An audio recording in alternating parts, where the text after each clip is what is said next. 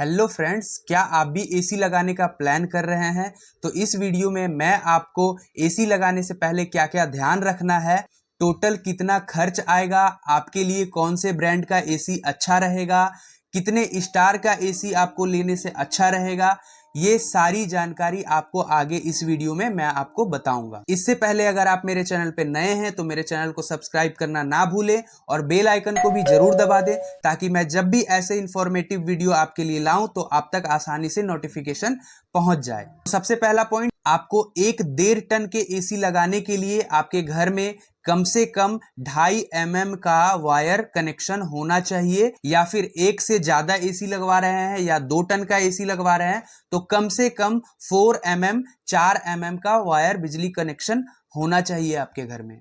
दूसरा पॉइंट, आपको एक एसी लगाने के लिए आपके घर में या शॉप में आप जहां पे भी एसी लगवा रहे हैं वहां का जो बिजली का कनेक्शन है वो 3 किलोवाट का मिनिमम होना चाहिए एक एसी 1.5 टन का लगाने के लिए। और अगर आप एक एसी से ज्यादा एसी लगवा रहे हैं या फिर 2 टन का एसी लगवा रहे हैं तो आपको कम से कम 5 किलोवाट का बिजली कनेक्शन होना चाहिए। दोस्तों, तीसरा पॉइंट, एसी में 2 यूनिट होता है, एक होता है इंडोर जो आपके रूम में लगता है, एक होता है आउटडोर, ये आपके रूम के बाहर लगता है, आउटसाइड। तो एसी लगाने से पहले या खरीदने से पहले आपको ये ध्यान रखना है कि ये जो आउटडोर है इसको बाहर लगाने का जगह है या फिर नहीं है। कभी कभी हम लोग क्या करते हैं, एसी खरीद के तो ले आते हैं लेकिन आउटडोर लगाने का जगह ही नहीं मिलता और हम लोग परेशान हो जाते हैं। तो ये सबसे पहले आप जरूर देख लें कि आपका जो ये आउटडोर है वो लगाने का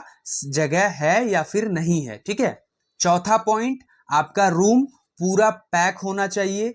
रूम में कोई भी एडजस्ट फैन वगैरह नहीं होना चाहिए, कोई भी खिड़की खुला हुआ या फिर वेंटिलेटर नहीं होना चाहिए, पूरा रूम पैक होना चाहिए।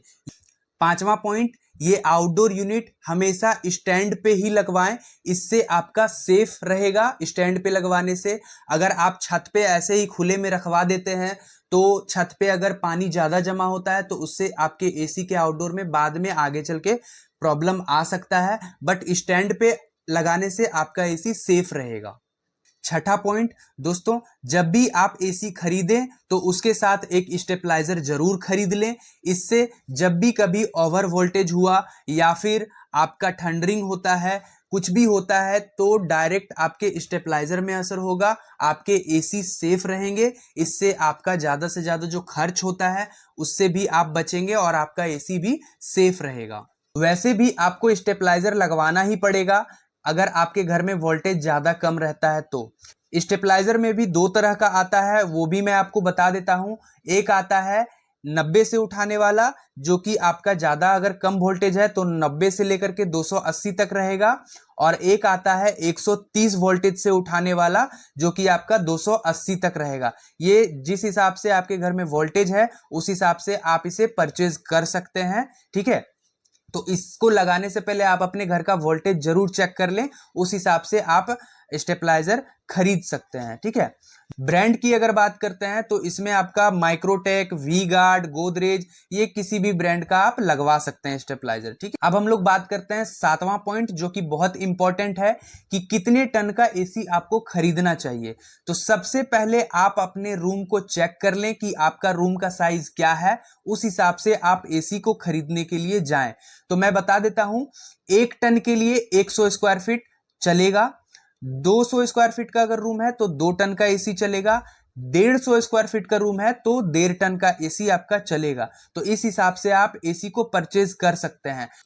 दोस्तों, एक और इंपॉर्टेंट मैं आपको बात बता देता हूं कि ऐसा नहीं है कि 10 बाय 15 के रूम में आप 1 टन एसी लगाओगे तो कूलिंग नहीं करेगा। कूलिंग करेगा, लेकिन कंप्रेशर का जो लोड होता है उस हिसाब से कंप्रेशर को ज्यादा ताकत लगाना पड़ेगा कूलिंग को करने के लिए। तो इससे आगे चल के कंप्रेशर में प्रॉब्लम आ सकता है और हमेशा बार बार एसी में प्रॉब्लम आ सकता है। कूलिंग में भी आपको फर्क नजर आएगा, ठीक है। या तो इसके लिए आप अपने रूम के साइज के अनुसार ही एसी को लगवाएं।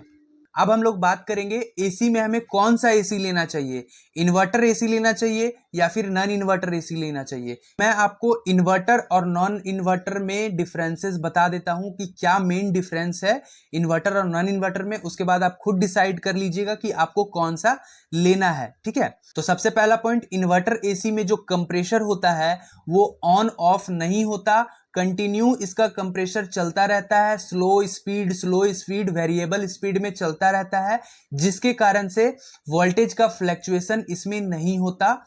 और यही अगर नॉन इन्वर्टर का एसी लेते हैं तो इसका कंप्रेशर ऑन ऑफ होता रहता है। मतलब अगर आपका रूम कूल हो गया तो इसका कंप्रेशर बंद हो जाता है, वापस से जरूरत पड़ने पे इसका कंप्रेशर ऑन होता है।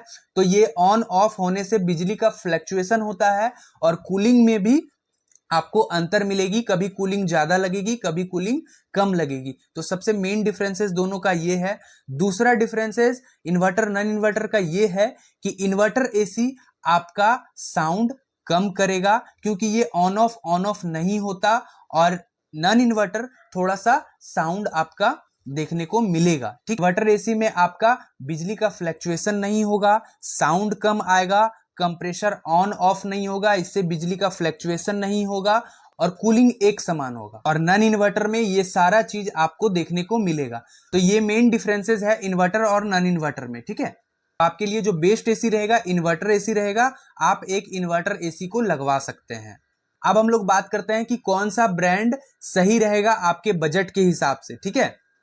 तो सबसे पहला, अगर आपका बजट 30,000 से लेके 35,000 तक है तो आपको मैं 5 ब्रांड सजेस्ट करूंगा जो कि बेस्ट परफॉर्मेंस देता है।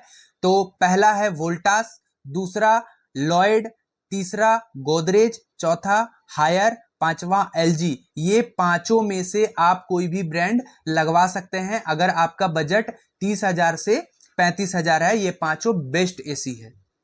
और अगर आपका बजट 35,000 से लेके 40,000 तक है तो इसमें आप पहला डाइकिन, दूसरा कैरियर, तीसरा ब्लू स्टार, ये तीनों में से कोई भी ब्रांड लगवा सकते हैं। ये तीनों बेस्ट ब्रांड है एसी में, ठीक है। ये मैं दोनों में 3 स्टार का रेट बताया हूं। इसमें अगर 5 स्टार पे जाते हैं दोनों में से किसी में तो आपको 5 से 6,000 रुपए एक्स्ट्रा पे करना पड़ेगा। और ये 1.5 टन का रेट बताया हूं। अगर आप 1 टन में जाते हैं या फिर 2 टन में जाते हैं तो आपको रेट में डिफरेंसेस देखने को मिलेगा, ठीक है। तो दोस्तों ये तो हुआ एसी खरीदने तक का।